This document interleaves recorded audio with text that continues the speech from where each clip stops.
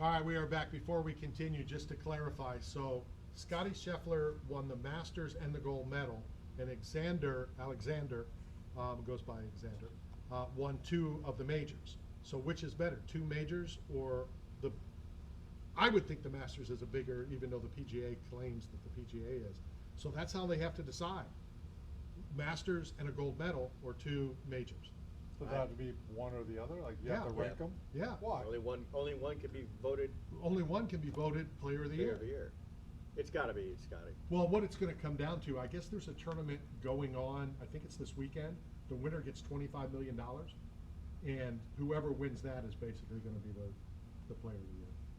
Even if it's not one of those 2 guys? Well, no, it'll be one of No. It's whoever does better. Wow. One of these 2 will probably win it. Right. It's golfer 1 and golfer 2. But Right. I would assume whoever finishes higher is who they'll vote for. But what do I? Ugh, What? I'll take the 25 million. Yeah. I could buy a Babe Ruth jersey. Yeah, I could care if I'm called. Yeah, you'd have $1 million left over. Right. You get change back when you buy it. True that. All right, what? I have a real segment for you. Shoot. I do. So this week they discovered in London, somebody found in a garage, a signed, autographed Salvador Dali art. Now, I had a conversation with a former crackhead, someone who may, sometimes he goes in and out of sobriety. But we had a conversation about which Salvador Dali would you want? Do you want the early Salvador Dali prints where he's still trying to figure out his shading and his expressionism and like the art? Or do you want the refined that would be in the museum in St. Petersburg, Florida, at the Dali Museum? Would you want like the finished product? Which one's better as far as a collectible for art? Is it the early stuff or the later stuff? I think the later stuff. Most expensive Salvador Dali Painting. painting. Now, there's another question. So, Mike, how long have you lived in the Tampa Bay area? 4 years. Have you been to the Salvador Dali Museum? No, I've not. Steve, have you been to the Salvador Dali Museum? Yes, I love Salvador Dali. Have you been to the museum? I went to also the one in This is Spain. great radio. Randy, have you? Never. Okay, so I've never been as well. So I've been here 18 years. So it's kind of like the state parks. People who live here locally don't utilize the resources that are so close to them. When people travel, they say, hey, I'm only going to be here for a short period of time. Let's go to the Dali Museum today. It rained at the beach. Let's go do something, explore there. There's also a Holocaust Museum, Randy, right? Have you been to that? Yes. Really? Yes. Have you been? No. Okay. Can I answer your first question? Go ahead. I think that I want the Portrait de Paul Alana.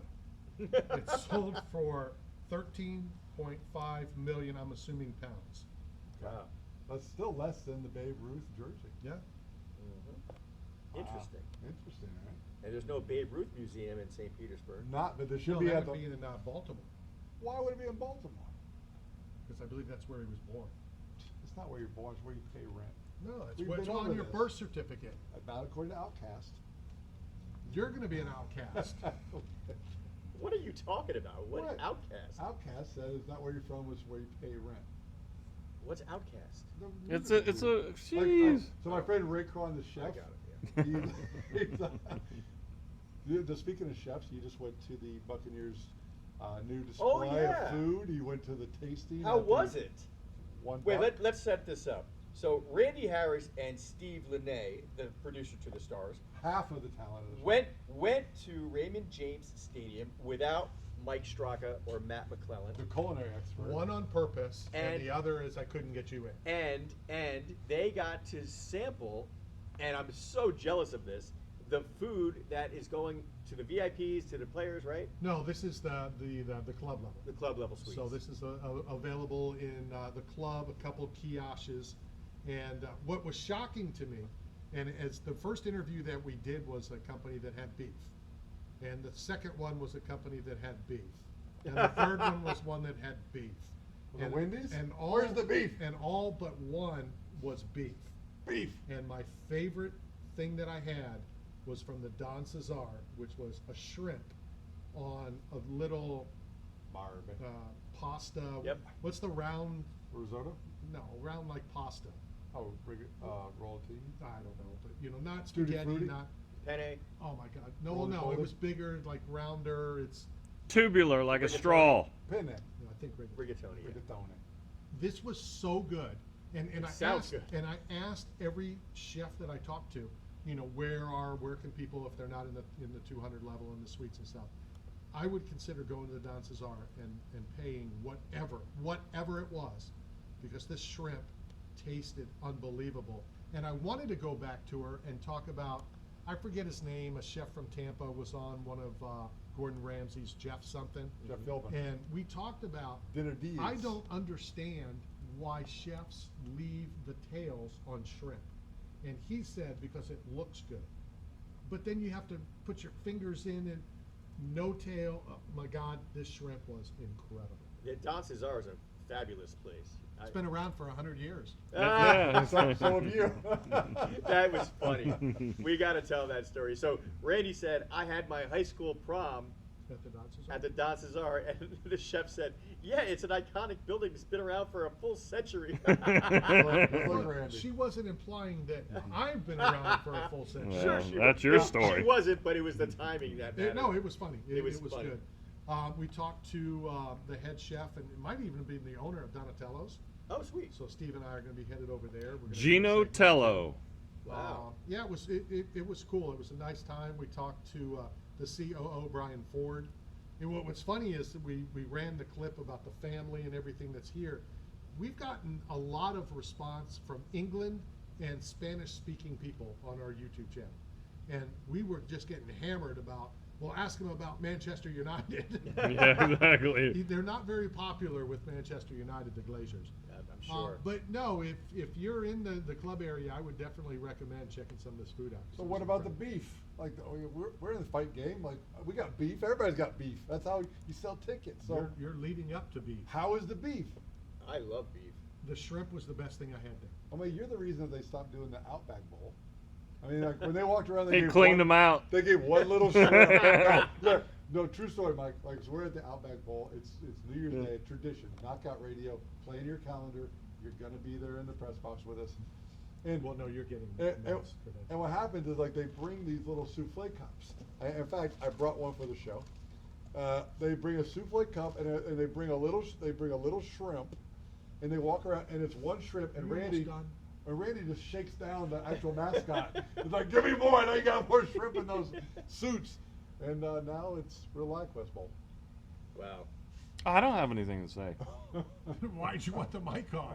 Well, if you want me to add to it, so Randy, they bring the new food carts up No, through you're the right. I don't elevator, and want you to- Randy Yeah, yeah. Randy hangs right outside the elevator. Of course he does. Yeah, exactly. None of this crap. That's why he's a pickleball guy, because he stays in the kitchen. It's okay. It's okay. You know what? Some of the benefits, Randy Harris, of being a media personality is the free food. You know, remember when UFC Well, it never, shows. UFC never used to do that? We never had free food, and then it was after they got this contract with Fox, and suddenly the press room had a buffet. Remember that? I was shocked. UFC 11 had an amazing spread. It was at Yeah. the Augusta. It was cheese in and Georgia apples. with Masters. What'd they have, Randy? There was a fruit tray. There was not even whatever that board's called, Charcuterie. Yeah. It wasn't really that. It was just some rolled bologna, some cheese cubes, Yeah. and Tank Abbott. Did you eat it? No, Oh, they probably got it from the local You were shy. supermarket. Tank wouldn't let us anywhere near it. You know, that's one of the things that Was Ken Shamrock I mean, there? it's age. I get all that, but you look at some of these. Tank Abbott, have you seen him today? Lex Luger, have you seen him today? You know, they were all such physiques, and well, Tank wasn't, but you know what I mean. It's just years of what they've done their body and what's happened to their body is crazy. But no, Tank was there, and we still talk about it. My son and I. He was in the lobby, reading like I'm not saying it was. Like a romance novel. In the paperback, he's reading. He's got these little glasses on, and I'm like, "That's Tank Abbott, one of my favorite fighters." I've always said there's certain people I would pay money to go watch, and Tank Abbott was one. Really? Because it would be the most exciting 15 seconds. You know, and I'm not trying to be funny. I'm not trying to be stupid. Well, He'd you're come not. to the center. He would throw punches. He'd get knocked out, or he'd knock you out, and it was exciting. I'd rather see that than see 15 minutes of, Well, but that's you know, a- dancing and running and. No, but that's the change of the sport, though. The sport was back then, it was you ran to the center and just rock'em sock'em robot, first one to fall. That was it. Now they're all conditioned to go 25 minutes. It's Well, not that's about, not true. and the game plan and the scouting, they all have weaknesses, like, okay, we're gonna go just for leg kicks this time. And like, and they try to exploit it. You know, it's such a. Tell me chess anybody match. back in the day, now I will throw you under the bus because you're pissing me off, that fought like Tank Abbott. Who fought like Tank Abbott then Roger Herrera. or now? Roger Herrera. Well, that was in the streets. Yeah, but he would just, he like a lot of those guys would just run in there and just let it go. Like, Can you think of anybody that would fight like Tank Abbott? No. I mean, Jorge Masvidal did the last one with the flying knee. I mean, he was a close, like, that's how they used to run into the center of the fight. They used to just sprint in and just let it go. Oh, they did. Yes, they did. Coming from a guy that never watched the UFC. What are you talking about? Nobody ran in like that. Nobody. Tank Abbott would go into the front, swing. He fought Kimbo Slice. I mean, it was a great 15 seconds. Now guys come in, tap hands, and they go back to their side, they run around, and they. Well, and they did that then too. You know, look at Israel Adesanya and Romero fight. I mean, nobody even threw a punch in that fight. Well, we can tell you some fights. What was the one we talked about in Canada? Which, You know, the running man. oh yeah, Caleb Starrs. Yeah, Caleb Starrs. Yeah. Caleb That's probably the Starrs. worst fight ever. And then you've got Nate Quarry. Houston Alexander when he fought Kimbo. Kimbo, that was terrible. Was You know, awful. I have, you know, I'm not, you know, we don't think that fights are fixed, but man, I don't know what Houston was doing during that fight. I mean, it was almost as if he was told, make sure it goes 15 minutes because Kimbo's got good ratings. I honestly, I can't explain why he circled the octagon the way he did, and he's never done that before. I mean, He didn't want to get hit by Kimbo. a lot of people say, oh, he was afraid of Kimbo. Houston Alexander wasn't afraid of anybody. No, I don't think he was afraid, but I think his game plan changed to not get hit by Kimbo. Yeah. Okay. So, Fair I enough. also don't want to get hit by sponsors, so let's go hit our break and thank our sponsors for keeping this ship show